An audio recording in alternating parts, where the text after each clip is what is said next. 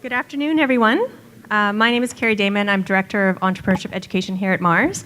And it's my pleasure to welcome you to a Mars Best Practice series.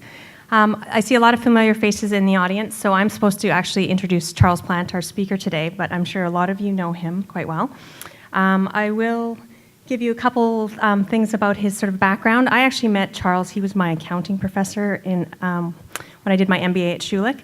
And coming from an English lit background, accounting was not something I was really looking forward to.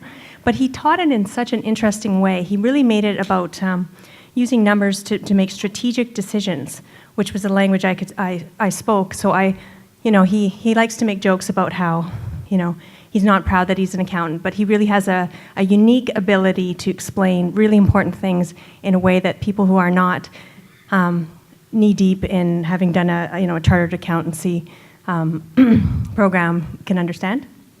So he is very proud, however, of being an entrepreneur. And he started his own company, a software company called Synamics. It was a telecommunications software firm. He's worked as a CEO or CFO for several successful software companies. And since his time of being an entrepreneur, he's also worked as a management consultant, an investment banker, an auditor, and with close to over 100 companies. He is currently the CFO at Mars. He's had a number of positions at Mars, one of which was the managing director of the Business Mentorship and Entrepreneurship Program, which was a program he built, which connects Mars around the province through entrepreneurs and residents and providing market intelligence for entrepreneurs. So it is my pleasure to welcome Charles Plant to give a great presentation on the art of realistic forecasting.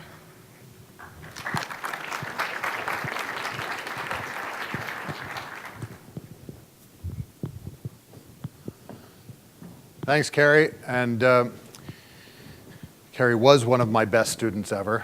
I don't know how she managed that, but for some reason it's because she could write where all the other people in the class couldn't write. I'll warn you, first thing is this session is worth exactly what you're paying for it. Now, I know Michael has actually paid money for this, so sorry about that, Michael. He's the only one in the audience. And at the back, there are pencils, sharpened pencils for people who want to stab their eyes out in boredom. So you can feel relieved that you have a chance of staying awake. So, has anybody here produced forecasts before? Successfully? No, not successfully. We would have far fewer hands up for successful. So there are a lot of you who have produced forecasts. What do you feel about them? They're a joke? Sorry? Haphazard? Only as good as the information you put in. Exactly. It has been one of my biggest challenges over many, many years to produce realistic forecasts.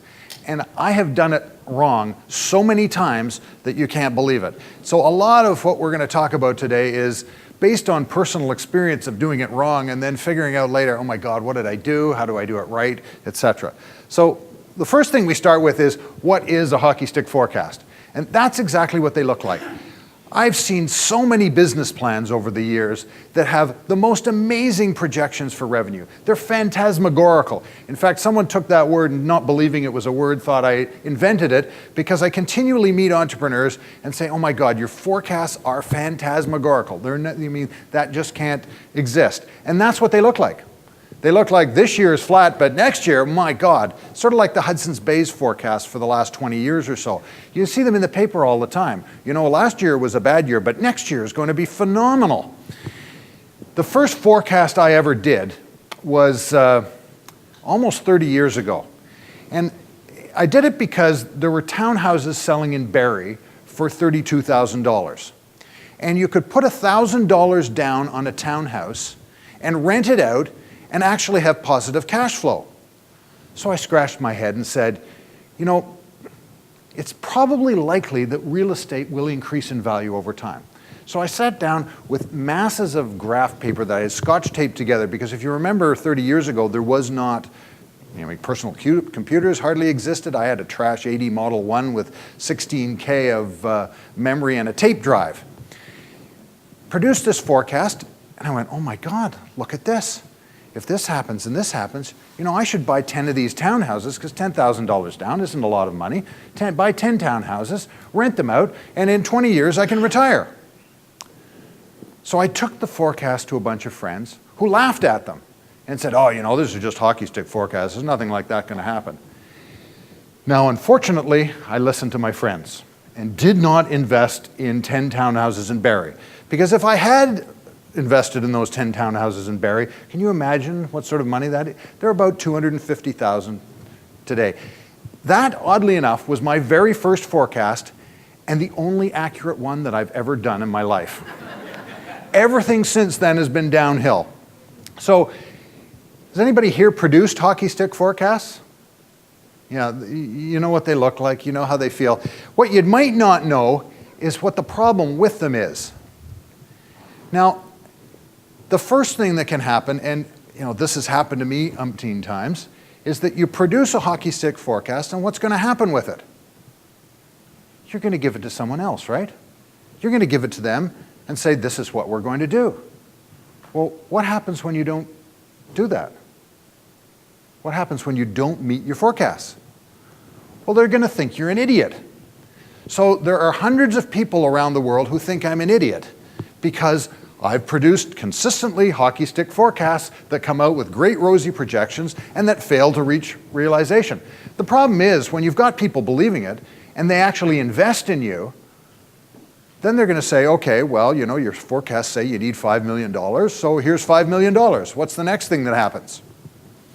Well, you don't reach your forecasts, you run out of money, and you're sitting there with no money in the bank. So if these are venture capitalists, what's the first thing they do? Well, they're going to put more money into the company, but they're going to put it in at a lower price than they put it in last time, a so-called down round. So the first effect of failing to meet your forecast is that you're going to end up with some sort of negative event for your company. You're either going to go out of business because you've raised only enough money to reach your forecasts, or you're going to get somebody else investing and it's going to be a down round. On the other hand, if you knew what your revenue was going to be for the next 2 years, do you think you could be profitable? Do you think that might be at all possible? If you look at Boeing and the big airline manufacturers, how much visibility do they have on future revenue? 5 years. I mean, the process of getting a plane built's a long time. So they know what their revenue is going to be for the next 5 years. You wonder why some of these larger companies are profitable? Why some of the banks are profitable? They know pretty well what their revenue is going to be, and because they know what their revenue is going to be, they're able to become profitable. So on the one hand, if you don't know what your revenue is going to be, you're going to be in severe difficulty. If you do know, you can actually produce consistent profits. And I played and I experimented, and Carrie mentioned Synamics. Well, I played with it so much that I finally got good at forecasting revenue. Now that was in a company that had existing customers. For the last 5 years of running that company, we produced consistent growth and consistent profit. Year over year, 30% growth and consistent profitability every single year. And the trick was knowing your forecasts, knowing and understanding what the results were going to be and releasing funds and tightening up in funds because you know exactly what's going to happen. So the key is how to be able to do that. But let's first look at the reality of results. And this is what people tend not to look at when they're building a company, is that they aren't referring to other people who've built companies to say, what have other people done and what can I do in comparison to them? So typical forecasts. And from time to time, I do these nerdy things like economic studies and things like that, just to figure out what's going on. So at one point in time, I looked at 35 different startup software companies. And I'm hoping to do that sometime with the Investment Accelerator Fund, which is at Mars, to go back and say, what are these people projecting as their revenue and what sort of results are they getting? So I looked at 35 startups. The average first year growth budgeted was 402%. The average second year growth budgeted was 246%. Sound like reasonable numbers? Let's take a look at RIM. RIM is a great company. We all agreed? Phenomenal success. What many of you don't know is that RIM was started in 1982, and it wasn't until 1997 that they actually started to produce results. And even in the years, they sort of muddled around and around the $2 million revenue range for about 15 years and all of a sudden took off. But when they started taking off, there was only 1 year in which RIM got more than 100% growth. Now, they did something like 250% growth in that year. OpenText is another case in point, another great Canadian company. Only 1 year in their history have they been able to produce growth of greater than 100%. Now, the great thing about OpenText and RIM is in all those other years when they didn't hit 100% growth, they're operating at 75% growth.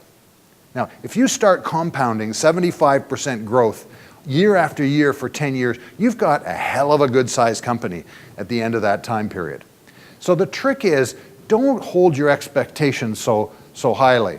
If you look at what actual results occur in the marketplace, branham.ca is a great source of information because it shows all of the various different technology companies in the country, divides them into groups, and you can actually go into past years and trace back through the last 5 years to figure out how fast are companies able to grow. And in Canada, the smallest in the Branham list in this time period I was looking at it had revenue of about $2 million. Now, the actual average growth rate of all of the technology companies on that list, and there were 100 companies when I was looking at this, was 24%. Now, that's really good growth, actually. You say, okay, the top ones grow a bit smaller, a bit less than the bottom ones. Well, the bottom quartile of those companies, the ones that are $2 to $10 million, were growing at 40% a year. So in actual results, 40% a year is what people are able to do. Now, why do you think that might be the case? It's hard to hire people. It's hard to get people on board and to get people up to stream to create the consistent growth levels.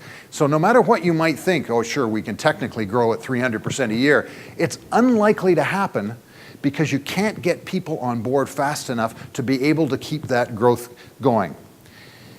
There's a real difference between the US and Canada, and it's a fundamental problem that we've got in Canada, in that if you look at the successful companies in Canada, it's taking them about 10 years to reach $10 million. So once again, you're thinking, well, you know, I've seen forecasts that do $10 million easily in 3 years. But in actual fact, 10 years in Canada, 6 years in the States. One of the reasons they're able to grow faster is they get larger rounds of VC capital, and most of the extra money, it costs the same amount to pretty well to develop a product in the US as it does in Canada, but they have way more money for marketing. Typical spend in investment capital for a company that gets to $10 million is $18 million of capital. So it takes $18 million of capital to get to $10 million in 6 years. And the great thing about these American companies, in 10 years, the successful ones are reaching 50 million. And that's the difference between the two technology communities. In Canada, in 10 years, we reach 10. In the US, in 10 years, they're reaching $50 million. This is a great graph, and you can find it in various places. There's an old blog that I wrote on the Mars site that has this in it. This is showing the best companies ever. These are the best companies in the US market and their rates of growth. And you can see the line at which they made 50 million. You'll see there are quite a few. The ones in red are reaching 50 million in 6 years. The ones in orange are reaching it in 10, and all sorts of other ones. And these are the best 50 companies in the United States, are taking 13 years or so to reach $50 million. So their ramp and their growth is a lot slower than people might expect. The reference is made to something called a rocket ship. And a rocket ship is a company that reaches $50 million annually in 6 years or less. Most successful technology companies aren't rocket ships. Most of them have good, consistent growth, but they don't get to $50 million in 6 years. Only 28% of the most successful companies were rocket ships. The most successful, this is the 50 most successful, only 28% of them got to $50 million in 6 years. A hot shot reaches $50 million in 7 to 12 years. A slow burner, now slow burner, we're talking derogatory terms about, let's say, 30 of the top 50 software companies in the United States. The slow burners are taking 13 years or more to get to $50 million. So if you go back to what happens if you predict too fast growth, you're going to run out of your money soon, you're going to have to raise it more in a down round, or you're going to just go out of business. And time after time after time, Canadian companies are going out of business because they're thinking they can grow too fast, they aren't able to produce the results, and nobody believes them anymore. The key is, in your forecasts, don't try and outdo Google. I have literally seen plans that say we are going to be bigger than Google. Written in their financial forecast, we are going to be bigger than Google. Companies expect somehow that what they're doing is miraculous enough that they can be bigger than Google. The first key to success is have realistic expectations. Don't try and outdo Google. In fact, don't try and outdo the 50 most successful software companies that have ever existed, or 50 most successful life sciences companies. Try to be amongst the very successful ones that might reach $10 million in 6, 7, 8, 9, or 10 years. If you do that, you have effectively a winner in Canada. So, there are two ways to produce forecasts. We wanted to get into this, and I'll get into some of the stupid mistakes I've made, because this is as a result of the stupid mistakes. Two ways of doing them are top-down forecasts and bottom-up forecasts. Make sense? Very simple. So, before you start doing your forecast, there's some things you must know. You've got to know your target market, your business model, and your go-to-market strategy. Without those things, you can't produce a forecast. You're just playing with numbers in Excel, and playing with numbers in Excel is really fun. I agree. It's just, okay, some of you might not agree with that, I understand, but it really is a lot more fun than doing it on paper with a pencil. So you have to understand the marketing background of what you're doing, the key drivers of your market in order to be successful. So the first thing you've got to say is, how big is the market? Anybody here read Gartner, Forrester, Frost & Sullivan? Who's looked at those reports? What do they all say? The market's $30 billion, correct? And what's the normal entrepreneur say to the market is $30 billion? You're going to get 2%, exactly. I have seen that in so many pitch decks presented to IAF, presented to all sorts of other companies, and it's a very nice thing to say, but that's not how markets work. First of all, what Gartner and Frost & Sullivan and Forrester is telling you is not what you're going to do. It's what the compilation of all sorts of different people in all sorts of different markets is doing when they're doing all sorts of different things. So it doesn't really address what your market is. So if you ever go before a VC and say, the market's $30 billion, I'm going to get 2%, well, shame on you. But you're with a very large crowd. This is one mistake I've never made, and one of the reasons I wasn't able to make that mistake is that I could never afford to get the reports from Gartner and Frost & Sullivan. Now, that being one of the problems I had as an entrepreneur, we rectified that by starting market intelligence at Mars, and market intelligence provides those reports to people, so now they can say, the market's $30 billion, I'm going to get 2%. So I've sort of fostered a bit of this problem. Wrong. Don't do that. What you have to start first is understanding who are your potential users. Remember I said, there's a bit of marketing you have to know before you start going? You have to understand who is going to be using your product. So another mistake people make is they say, well, for instance, you're targeting the medical and diagnostic laboratory market, which I've put up here. Can anybody see the numbers? They're visible enough? Well, if you look at the number of firms in the medical and diagnostic laboratories market, there are about 7,800 firms in that marketplace. So people who are actually sort of one step beyond the Gartner method of forecasting say, well, there's 7,800 firms, I'm going to get 40% of those firms, and my results are going to be as follows. But what they don't realize is that when you look at any of the stats on markets, they break down very quickly into the small ones, of which of that 7,800, there are 7,300 that are too small to bother with if you've got an expensive product. So in actual fact, if you have an expensive product that's going into the medical and diagnostic laboratory market, there are only about 500-600 companies that you're going to want to target. Now, I made this mistake radically at one firm. The firm's name is Opalis. It has since been sold to Microsoft, I believe. And they were producing middleware that got used in tracking all sorts of things and making decisions within systems in a large company. And so we looked at the target market and we said, oh, geez, look at all these companies that there are. And then we even were half smart and said, yeah, but we're going to forget the small ones. What we didn't realize is that our target market was companies that had more than 100 servers. So if you can imagine, how many companies are there that have more than 100 servers in a company? It's a very small market. So when you actually dropped the numbers down to the right category, we were anticipating getting way more clients than there were clients to get, because we didn't understand our market. So the first thing you've got to know is how big is the market. And there's all sorts of stats out of the US that's free that'll actually tell you by company size, in number of employees or in number of institutions, things like that, how big your market is. Now in this case, what is good about this market is that while there are very few, there are about 600 of them, they happen to have about 4,300 of the 12,000 establishments. So if you're selling to each location in a medical or diagnostic laboratory, you have an opportunity to go after 4,300 of those that have more than 100 people in total in the company. So the understanding of the nuances of the market that you're in is essential to be able to start first with how big is the market. The second thing you've got to do is understand the rate of adoption. And the rate of adoption is a very interesting thing, because everybody's seen this curve before, I presume. You know, we've got innovators, we've got early adopters, early majority, laggards, etc. And 2.5% are innovators.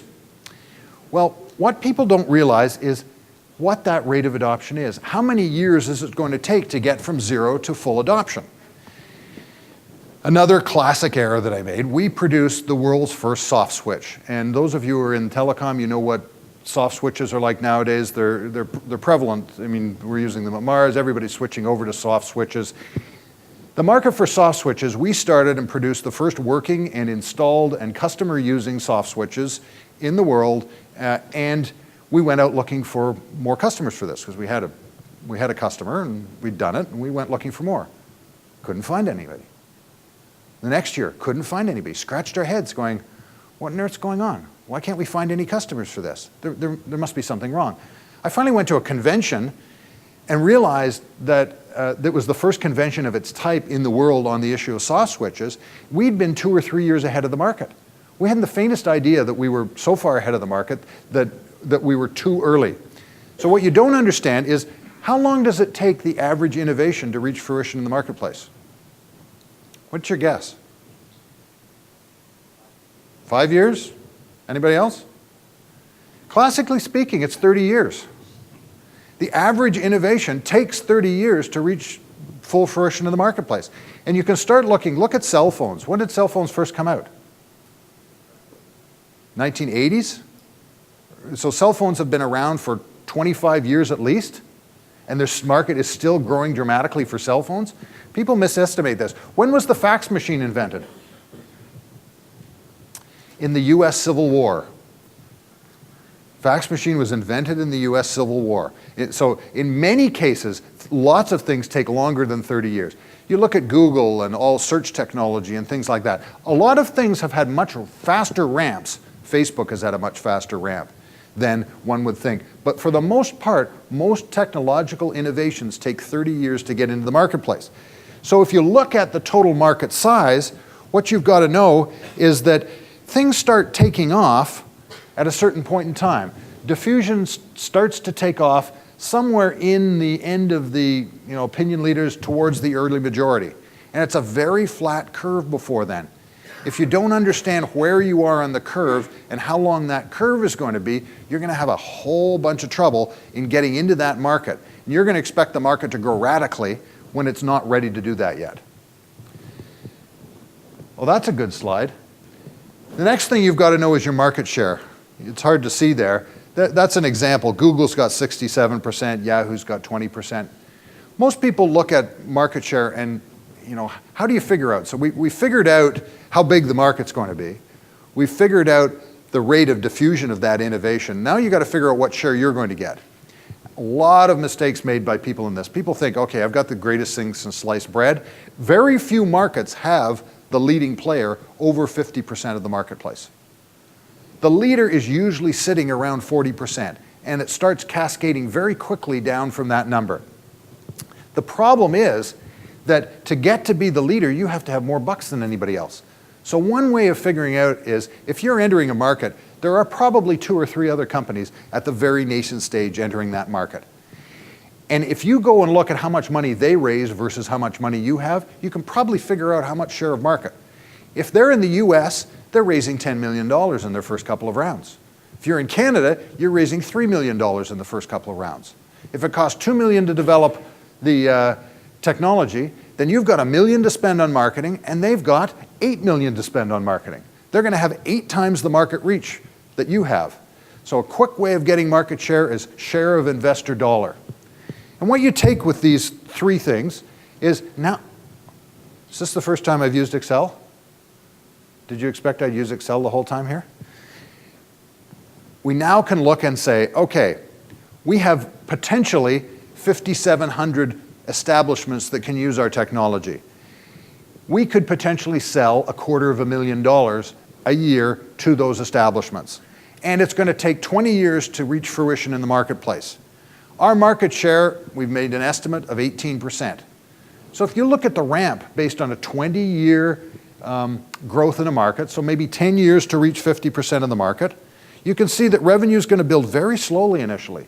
260,000 to 650 to 1.3 million to 2.6, finally getting up to 5. Miraculously, in 6 years, it hits $10 million, doesn't it?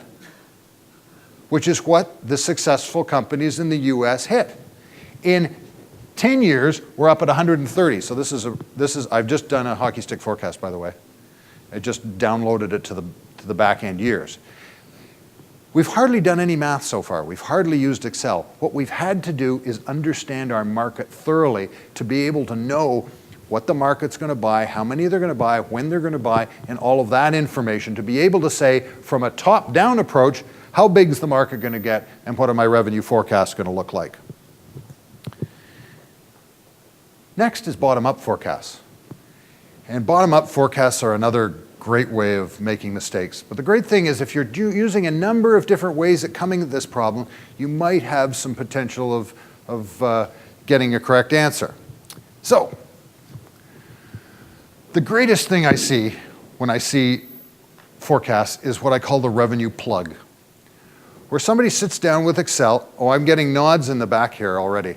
When somebody sits down with Excel and says, okay, well, the first month is going to be 100,000, and the second month is going to be 150,000, and then it's going to be 300,000, and then 600,000, and my first year is going to be $6.2 million. What have they done? All they've done is plug in revenue.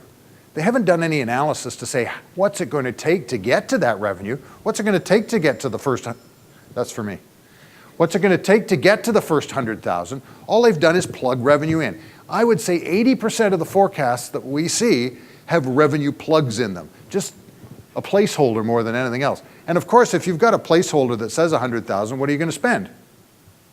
100,000. Of course, now, when it comes time to it, you're going to spend the 100,000, you're not going to get the 100,000. So this is the wrong forecast. So bottom up, what you want to do is understand your sales funnel. Now, understanding your sales funnel is very difficult if you're a startup company. And this is where you've got to understand the market again. You really have to understand how you're going to get and what the process is going to be to get you from where you are now to having a sale. And so people talk about sales funnel, and you can divide a sales funnel into a number of parts. Typically, and this is business to business, but it might also be business to consumer in some cases, you start with a lead. And a lead might come out of a trade show, it might come out of a response to an advertisement, it might come out of anything. All you know when you have a lead is that there's a warm body out there who has some peripheral interest in what you're talking about. That's all you know. You can social marketing, whatever it is, you're going to create a lead. What you have to do with that lead is you have to engage the lead in some form of discussion to understand what the lead needs, to understand how your solution might meet the needs of that lead. And if you get to the point in time where you understand what the lead is looking for, you move on to the proposal, where you try to say, this is how we can benefit you. This is our value proposition. This is what you get out of us. And this is what we want from you in return. Simple proposal. From a proposal, you typically go through some stages of evaluation where maybe the company is looking for multiple proposals, maybe they're are trialing your software, they're looking at testimonials, reference accounts, things like that. And they move from that, if you're successful, into a trial.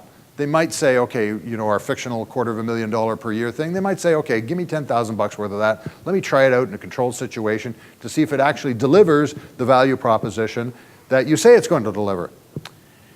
If your trial is successful, it moves to an order. And if your order is successful and you actually manage to produce what you say you're going to produce and you're not selling vaporware, which is Microsoft's habit, you move to an install. So that whole process is a sales funnel. And in order to understand your market, you have to understand all the varieties of things that can happen in that sales funnel. Now, you know, at Synamics, we were able to produce realistic forecasts because by the time we did that, we understood our sales funnel. We understood exactly who was in each stage of the sales funnel, what we had to do with them, and how to do it. Very difficult before you've started a company. Very difficult before you've made the first sale to understand what the stages are, how they work, etc. So you move to, how do you get leads? Well, you're going to go out to the marketplace and you're going to engage in some marketing type of activity that is going to drive leads into the company. So far, so good? So you next have to understand how long it takes for somebody to go from a lead down to the final point where you're actually installing whatever you're installing. Has anybody here bought on behalf of a company? Made purchases? How long does it take from the first time you're aware of something to the time you actually buy? Depends on the dollar amount. That's a good point. What else? What are some examples?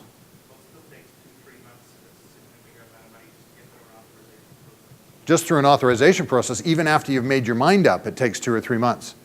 So in understanding your market, and we keep coming back to this, you have to understand your market's behavior, the buyer behavior, industrial buyer behavior in that specific market. And they're different in all different types of markets. In the telecom market, for instance, no risk is too small to avoid. Telecom market, the average sale time in our experience at Synamics was 18 months.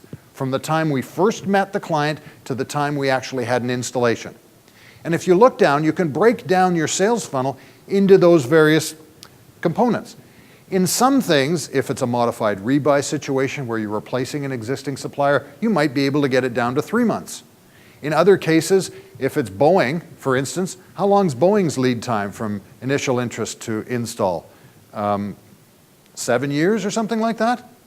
So depending upon the nature of your market, you have a different length of time for each of the stages. But the stages exist even in consumer markets. So if you start with a lead, and it's the first thing that happens, it might take a month to get a discussion going with the client, to actually find time on their calendar to actually discuss something with them. It might take another month if you've got a match there to get a proposal to the client. Maybe 2 months more for them to make an evaluation of it, 2 more months for them to do a trial, a month till they place an order, and then it might take you 2 months to deliver.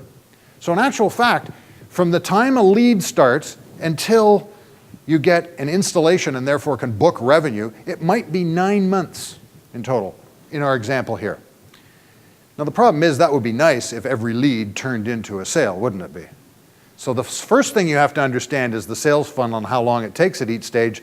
The second thing is what's the conversion rate at each stage? Because I'd love to have a situation where I could go and make find 100 potential leads and then sell 100 products. But does anybody here have experience with what percentage of leads actually turn into orders in their own experience?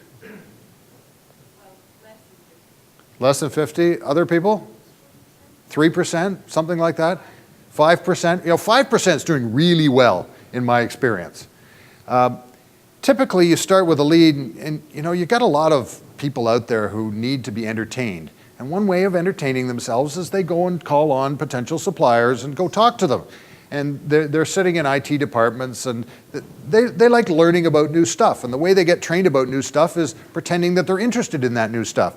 So you get a really large drop-off rate from lead to discussion, about 50%, let's say, in this example. 20% then move to a proposal. 10% move to an evaluation. 5% to a trial, 4% to an order, 3%. So your total conversion on this is 3%. So let's go back and say, we need to do $2 million of revenue, and the average sale is $20,000. Now that should be 100 sales, am I correct? So if you have to do 100 sales, and it takes, you get a 3% conversion rate, then you've got to have something in the order of 3,000 leads to produce those 100 sales. Now, how many leads can an individual get? How many leads can a salesperson deal with? So another of the flaws that we get, and we see all the time in these models, is that there is no salesperson, there's a CEO, and the CEO spends half of her time developing the product and the other half trying to sell, and not with much great experience. So if you'll break down the number of things that a CEO or a salesperson can do, is even in the most experienced companies, a salesperson of enterprise software in large ticket items might be able to do $4 million a year. They probably can't do more than one order per month. And so understanding your conversion rate and its implications on your people is also another subtle thing that you've got to do. So if you've gone through and you've figured out how many are there and how do I get to them, what's my sales funnel, what's the length of time to my sales funnel, and what's my conversion rate, you can now go and sit down with Excel. So it's sort of forbidden until you get to that point. And it's very simple. You build a very simple model. It's not difficult at all. And it just stretches the months out ad infinitum. And you block in how many leads you expect to get every month. And then from that, how many discussions, and you waterfall it. You've waterfall it down. So I did that as an example. I was trying to model exactly the same market that we were discussing earlier. And when I modeled it, I had in the first year getting 156 leads and actually being able to increase that through extra activity to 500 leads a year. But because it takes so long and the dropout rate is so high, the first year actually had 0.3 of a sale. I mean, mathematically, you can create 0.3s of a sale. You know that doesn't happen in reality. But mathematically, in year 2, we had 7 sales, moving to 12 sales. So here it took 510 leads in the last year. But in year 3, we're really just dealing with the leads that we got in year 2. And in year 2, we're selling to the people that we got as leads in year 1. And that's the waterfall that you've got to create. Now, having created that waterfall, you've then got to look at some rules of thumb. And understanding your industry again, which we keep coming back to, is essential in building these rules of thumb. So, in marketing terms, in successful software companies, let's say that they're spending a total of 35% on sales and marketing at, when they're profitable. Then consider the fact that you might need to spend, let's say, 20% of that on sales and 15% on marketing. So you go out, find out about the other companies that are in your industry. Go look on Edgar, go look on various sources that can look at their financial statements to say, what are they spending on sales, what are they spending on marketing, and start backing that into what you need to do. Figure that you will be a quarter as effective as they are, or maybe if you're really good, half as effective as they are, so that your marketing bucks are not going to drive the same reactions as theirs are. The other thing you've got to realize is that when you're doing this, you have to start from the very beginning. You have to start your sales and marketing long before you expect to get your results. Because if you don't, you're not generating the leads, the discussions, the proposals, the trials, all of those things that are going to bring you success. This is where a lot of plans fall down, because people are looking out and they're not realizing the length of time, the conversion rate, or how many people it actually takes to produce the results that you want. So if you're in an industry where the average salesperson does $2 million worth of sales, you should figure that your starting new salesperson might do $500,000. And then with reference accounts, build eventually up to get to $2 million. When you look at the stats on the revenue per employee of successful software companies, and I keep using software because I really don't understand life sciences industry, and there are various people in the room that really know that I don't get that industry. If you look at software, you'll see that the very best companies do about $250,000 revenue per employee. And most of them are doing $100,000 revenue. And that's the effectiveness. your ability to do marketing well, to have all the right people on hand, to have a good value proposition, so that when you start doing the math with what your forecast is going to be, you have to back down from the levels of understanding your competitors to something that is quite realistic, something that is achievable. And you also, as I said before, you have to start from the very beginning, the very first day. So if you look at companies like Citrix out of the US, or some of the very big companies, they have phenomenal sales and marketing expenditures long before they have a product. What do Canadians do? They build it and then they start selling it. So what's going to happen because of the long conversion rates if you're building it and then selling it? It's going to take you forever, isn't it? And you're going to end up in this valley of, where are the results and why aren't the results coming? I've had a product for 6 months. Why isn't anybody ordering it? The very best companies in the US are outselling the very minute they first conceive of a product. What are they selling that? What are they selling at that time? They're actually just finding out what the customer needs. They're communicating, they're entering in a dialogue with the customer. They identify the people who have the needs, and they use that information to develop better products. Which means that when the product's actually finished, what's the result? I worked with a company in Thunder Bay, a very, very old, long-standing software company. And they were, reasonable sales. They lost money every year. Couldn't understand why. They didn't have a single salesperson. It's a very Canadian attitude, and I fell into this problem as well. The US companies, on a per capita basis, have twice as many salespeople as the Canadian companies. They have 6 to 7 times as much money to spend on sales and marketing as the Canadian companies, and they start minute one. They start selling the minute they start conceiving of a product. So when you look at your sales funnel and see what the impact that has on the sales funnel, that's what comes back to why US companies can reach 10 million in 6 years, where it takes Canadian companies 10 years to reach that. Why US companies are able to get to 50 million from time to time in 6 years when the Canadian companies can't even conceive of it. Because the ratcheting effect of managing your sales funnel has direct implications on your long-term results. Those are the rules of thumb, and once again, that's a marketing exercise that you need to know. You have to understand the process in the industry. The implications of all this. You've got to start with your top-down and then build your bottom-up. You have to compare your top-down approach to your bottom-up approach. Somehow, these two have to be in alignment. The ones that we created here were slightly misaligned, but not so badly misaligned that it's a problem. The reason that you need to do both and compare them is that they both have different ways of looking at the marketplace. One is a very granular way of looking at the marketplace, and one is more based upon clients and customers and market size. And the two approaches can help you resolve difficulties that you might have in reaching the market. Another thing you've got to watch out for, and this sometimes happens in US firms, is overheating the market. If you go out and are doing too much of your sales and marketing with the wrong things in mind, you're going to overheat the market in a way that is not going to, it's going to drive demand without you being able to fulfill the results.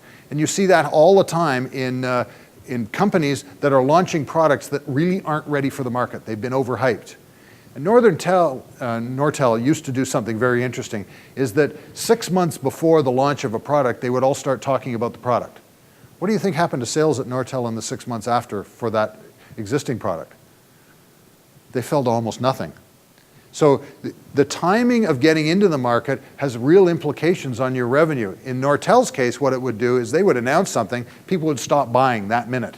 They'd wait 6 months to get the next thing. And Nortel would go, oh no, what do we do now? Okay, no, we don't have this revenue we expected. So the timing of these things and understanding how the sales funnel works and how to engage it is absolutely essential.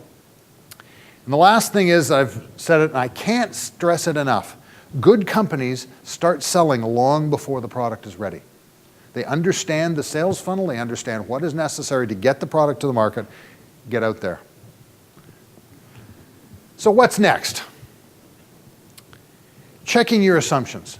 And this is something that many companies don't do. They produce forecasts and they put them in a drawer, and next year they produce no forecasts, and they never look back to say, what did I forecast and what were the results? Tony Redpath told me an interesting story. In the ROB today, there is predictions as to what will happen in the housing market. As you can imagine, because of my initial interest 30 years ago in the housing market, I still stay with this, what's going to happen to the housing market. So they're making predictions, but the paper had actually went back and looked at the last 3 years of predictions to say what was going to happen in the housing market. And the real estate board expected 2008 would be a banner year with lots of increase. And what actually happened? Market tanked. Well, because the market tanked in 2008, what did they expect of 2009? No, they expected it to be still low. And what happened in 2009? The market zoomed. So 2010, what did they say? We can't tell. I don't know. I give up.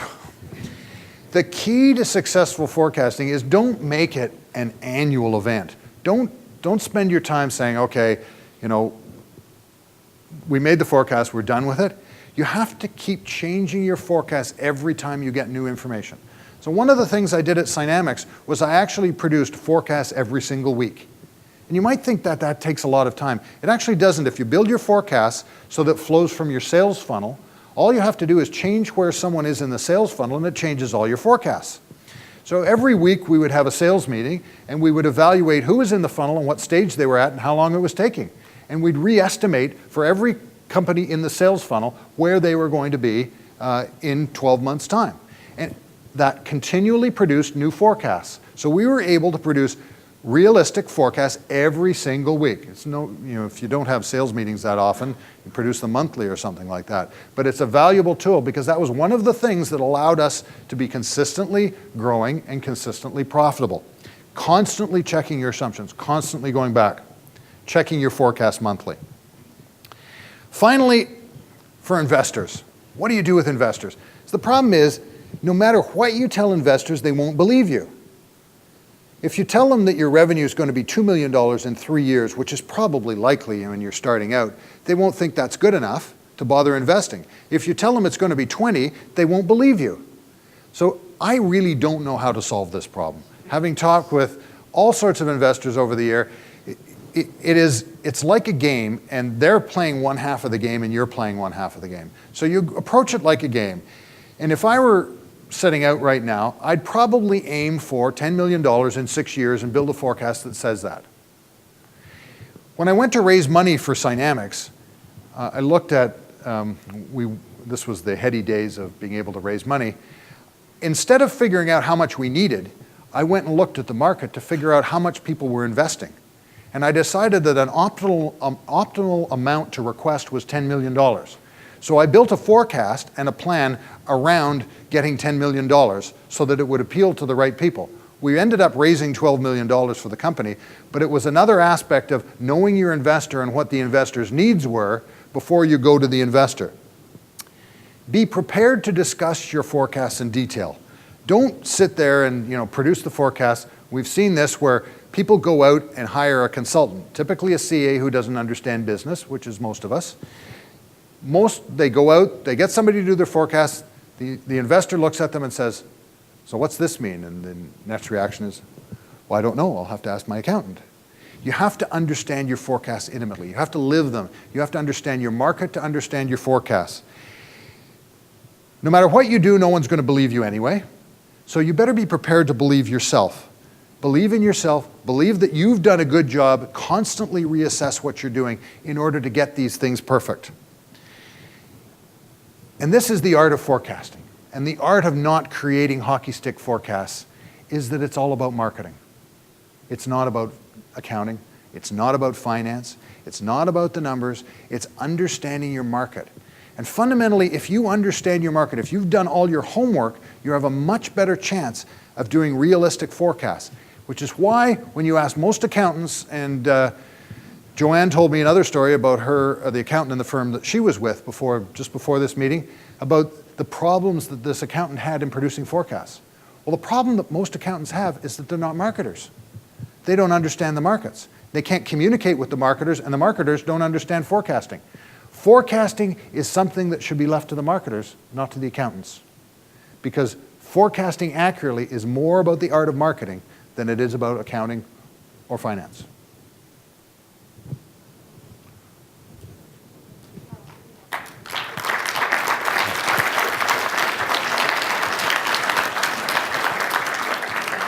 I finished in time so Carrie won't have a fit. If you have questions that you want to ask, you can come to the mic, or if you're too bashful to ask them at the mic, you can ask me later. Anyone? Charles, I do have a question. You said that the most successful U.S. company go to the market with the product idea from minute one. Yep. And then a few minutes later, you said that the biggest mistake Nortos did was they went to the market 6 months ahead and pre-announced the new product, and nobody buy and wait 6 months for the new product. So timing is key. So what is the right timing? I'm confused. Well, the difference there, and I'm sorry to confuse you, you're absolutely right. The difference is startup companies versus existing companies. Nortel is existing, so when they announce a product, everybody stops buying the ones that exist now. When a new company announces a product, there's no sales problem with that. They're communicating and finding out needs more effectively that way.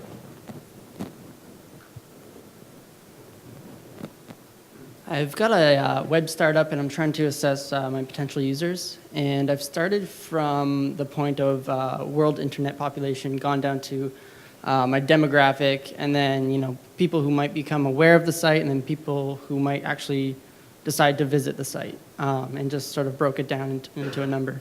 I got a little bit of I've been advised to go against that, but not advised to go with a particular assessment in my potential users. So I wondered if you had a suggestion. When you say go against it, what do you mean? Like that, starting with world internet population doesn't really make sense because, I don't know, I've got advice that it's not necessarily accurate. But at the same time, I haven't gotten any advice as to what to do instead. So I'd probably have to ask more questions to get, Yeah. But ignore world internet population. Right. I would agree with that. Okay. I'd start with understanding, for instance, if you're selling basketballs on the internet, understand how many people play basketball and how many teams there are and how many basketballs a team buys a year, and then go out to the whole world. So you've got to look at your particular niche because your product exists within a market niche of interest or problem or something like that. And you've got to find out not how many people are other in the internet, but how many people have the problem that you're trying to solve. Mm-hmm. Does that make more sense? Yeah, it helps. Thanks. Other questions?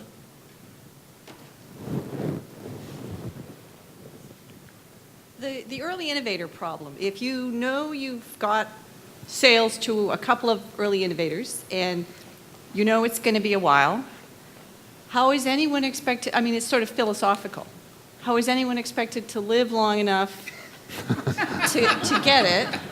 Or, especially in Canada, if we can't get the investors to give us money in the first place to do marketing, is your solution to do more marketing to deal with the early innovator problem? You've asked 17 questions. Sorry, yeah. It's okay. But I'll warn you of one thing. Entrepreneurship 101, I'm doing a talk in April on what's my topic? Bootstrapping. Thank you for reminding me. There's a real art to that. Forget investors. People should not go get VCs.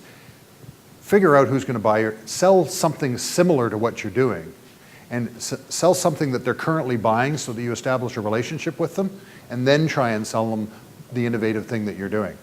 Or find the innovators who are willing to pay early on for the production of that.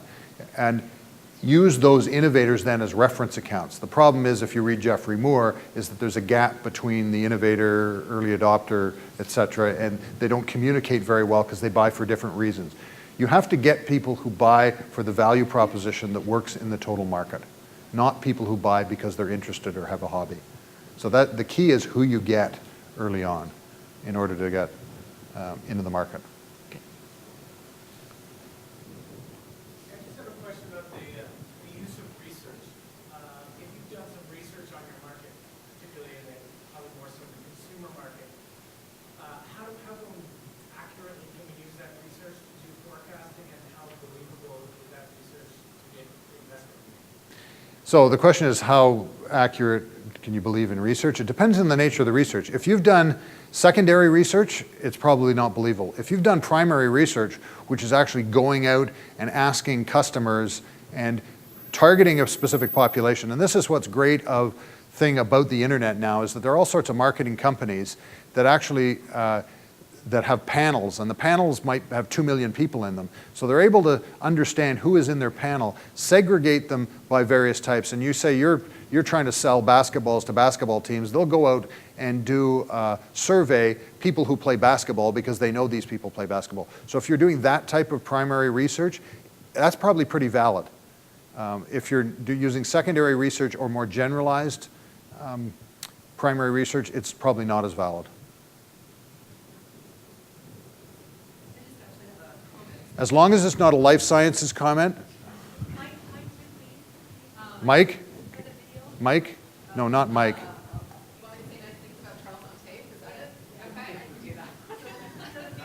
That'll be a first. Because it's shocking, isn't it? Yeah, exactly. No, I just wanted to support your final slide as an investor and with the IAF that we don't expect a perfect forecast. Well, it's an exercise that we do, and it's a back and forth to see how well you understand your market and to have you help us understand your market. Because we know you're likely not going to hit the number. You may knock it out of the ballpark, you may not come anywhere near it. But the whole purpose is to really go back and forth and to understand the assumptions you've made, how big the market is, and how you're going to attack it. That's all I Great. had to say. Thanks. Now, in biotech, Biotech, careful. Okay, I gotta be careful of what I say. I don't understand what they're talking about most of the time anyway. Just wanted to see if you can speak a little bit about valuation of the company and how we can go from projection to actually evaluating a company and how you can use it as a support. Okay, your company's worth nothing. Get over it. I know that for a fact. So, even better. It's a complex question. The problem is that many, many years ago, people had realistic expectations of valuation. And so if you're doing $2 million worth of sales a year, the problem is no one's going to buy your company anyway. You don't get attention as a potential a company as somebody that would be willing to buy you until you're about $10 million and you're starting to threaten some other company. So that below $10 million valuation is a game more than anything else. And so because VCs got forecasts that were phantasmagorical and companies claimed valuations that were phantasmagorical, VCs invented mechanisms that are liquidity preference ratios, all sorts of strange vehicles to make sure that they got all their money back first, and then they got a return on their money, and then they'd split the return with you. So that I wouldn't bother spending any time on valuation. And in fact, in any discussions I've had in raising money with VCs, I've always said, I don't care what the valuation is. Just tell me what the deal is and what I think I can do as a result of it. So don't obsess. Good advice. Thanks.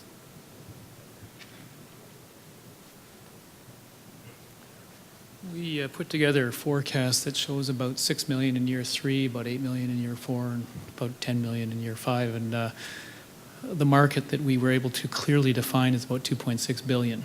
Yeah. So the complaint I'm getting from the potential investors is why are you guys getting such a small percentage of the market? And do you have any comments on this art? I got exactly the same complaint from Arch Venture Partners in Chicago when I said the market is X billion, we're going to do this amount. And their response was, well, you can't be any good if that's all you're going to get. The key is you've got to take them down from the idea that it's a $2 billion market to what it is today. And that is taking the Gartner and Forrester and Frost and Sullivan and dissecting. Because, for instance, if they deal with educational training market, there is platforms, there's content, there's live delivery. So you got to segment those, and then you got to segment them by vertical that you're in, and you start chopping that $2 billion down, you'll get to a smaller market, and your revenue will be 30-40% of that smaller market. More believable. Yeah. Thanks.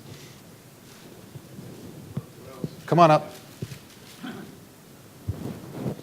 What I would suggest to your comment was, as Joan was saying, venture capitalists want to see realistic projections.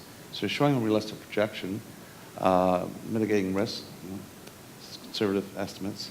What I would suggest is you go low, medium, high projection, and then you see what they're comfortable with. And between you and I'd go low, mitigate your risk, meet those numbers, milestones, and there's more money. So that's my solution to your question.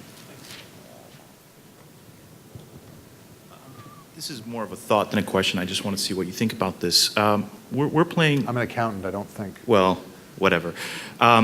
We're innovating something that's pretty disruptive and doesn't have a current market. And most of the models you were discussing were things that have previous history. We can go look up a report or see what somebody else is doing. What are your thoughts on building a projection for something that is a disruptive technology? How do I even begin to tackle that or think about it? So it depends on what you mean by disruptive, because if you get with... Something that does not exist in the market. Well, Clayton Christensen, for instance, says that the most disruptive things are when you take a complex solution and simplify it, make it less expensive for a huge market that isn't currently being served. In that case, there is an existing market. So I've really yet to see something where I couldn't find a parallel or something else in the market, but the one way of doing it is look at what you displace. So look at the market for the thing that you displace, because you've got to be displacing something. And for instance, in database software, they're displacing the use of Excel. And you can find out how many people use Excel for a particular application or within a particular vertical, particular industry, et cetera.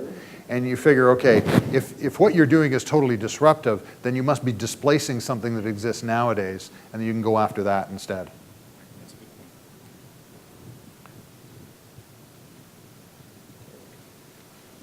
Sorry, what about some of the issues around markets that are just literally just come into existence based on government regulation, like cap and trade, or some of these issues where there are no solutions in the marketplace and no established guidelines? And so that's the best thing you can be in. okay, so the best market to be in is one where a regulation has created a market.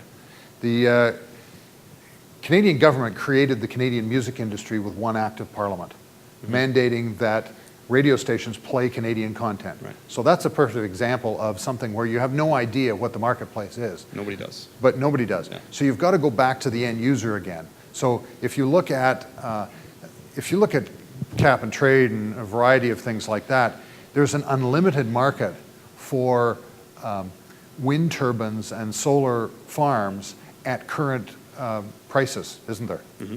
And in fact, in that, it's a different type of business because it's a capital-intensive business and you're selling the result. You know that you're limited by the amount of capital and not by the amount of customers because the government is guaranteed to buy a certain amount. So it depends on the nature of the regulation. If the government's guaranteed to buy it, your projections are going to be quite simple because you know you can raise $100 million and that's going to be able to produce X kilowatts of energy and that X kilowatts is going to sell for Y price.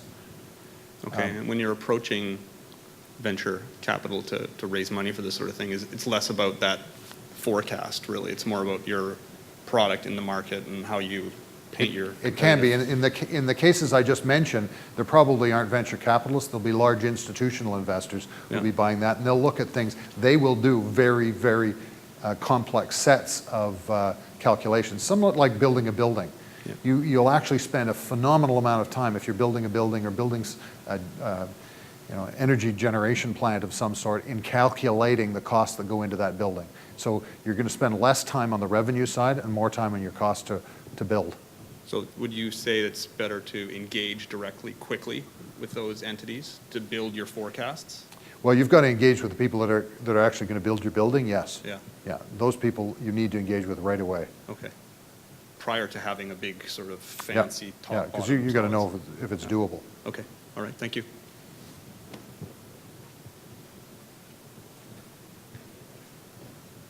I can't believe the number of questions.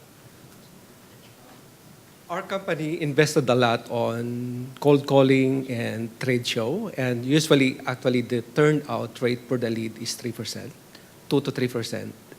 The thing is, we identify the actual, practically we identify our target market and everything, but there's another hurdle, knowing how much will be the wallet share associated to that particular account, right? The thing, and another one, we've been talking with our marketing people how much will be their forecast. Sometimes they set the forecast too low that it's no longer viable for the company to exist. What I did, I simply do the historical data using a regression analysis to predict what the future will hold. The thing is, sometimes you keep on fighting with the salespeople. They said certain data, maybe using regression analysis, using historical data is not a good indicator of what will happen in the future. Any comment?